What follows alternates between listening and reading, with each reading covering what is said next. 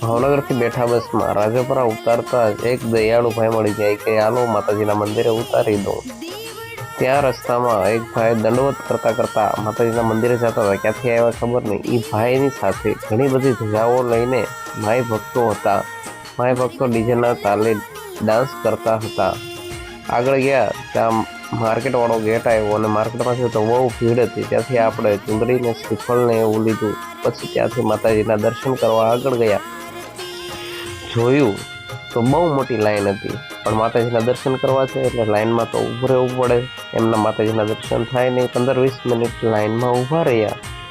ત્યારબાદ દર્શન કરીને બહાર આવ્યા તો જોયું તો બહુ મોટી લાઈન પાછી થઈ ગયેલી હતી અને પાછી માતાજીની ધજાઓ લઈને માઈ ભક્તો આવેલા હતા। ત્યારબાદ પ્રસાદી ખાધી અને માતાજીના ધરાના દર્શન કર્યા અને ત્યારબાદ નોકરીએ જવા માટે પાછા ત્યાંથી રવાના થયા। જય માં ખોડિયાર।